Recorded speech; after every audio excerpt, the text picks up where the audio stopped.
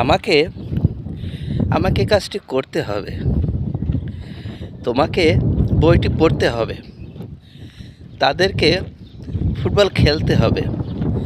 হ্যাঁ বন্ধুরা, যখন কোনো কিছু করা বাধ্যবাধকতা কিংবা প্রয়োজন বোঝায়, দ্যাটস মিন মাস্ট, কোনো কিছু মাস্ট করা লাগবে, সেক্ষেত্রে আমরা হ্যাভ টু ব্যবহার করতে পারি। তো আসো তাহলে হ্যাভ টু দ্বারা কয়েকটি সহজ বাক্য গঠনের চেষ্টা করা যাক।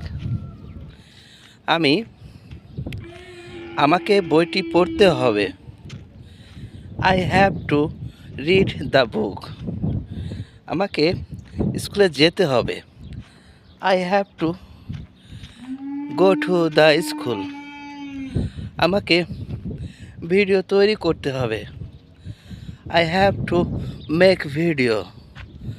আমাকে ঘোড়ার খাবার দিতে হবে। I have to give food of horse's. আমাকে ঘোড়ার ঘর পরিষ্কার করতে হবে। I have to clean the horse room. আমাকে ঘোড়ার জল দিতে হবে। I have to give water of horse. আমাকে ঘোড়ার দরজা বন্ধ রাখতে হবে। I have to close the horses door. আমাকে দোকানে যেতে হবে। I have to go to the shop.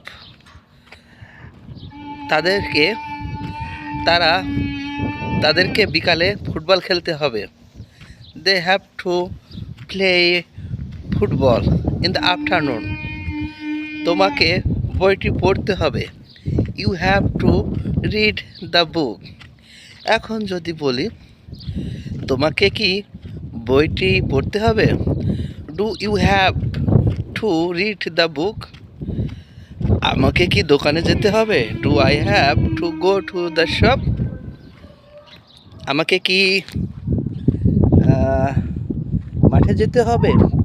Do I have to go to the field? কেন আমাকে মাঠে যেতে হবে? Why do I have to go to the field?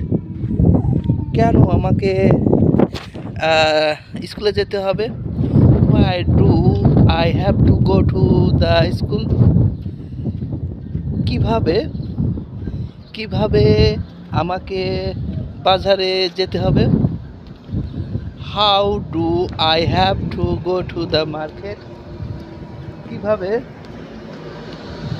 কিভাবে আমাকে ঘোড়ার ঘর পরিষ্কার করতে হবে?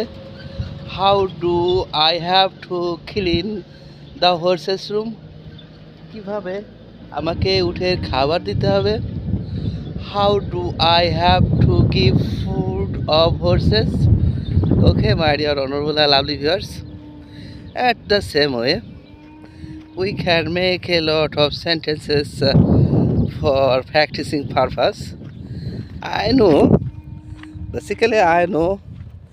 it's very helpful for any beginner learner. No more longer. Thank you so much for watching my video. See again.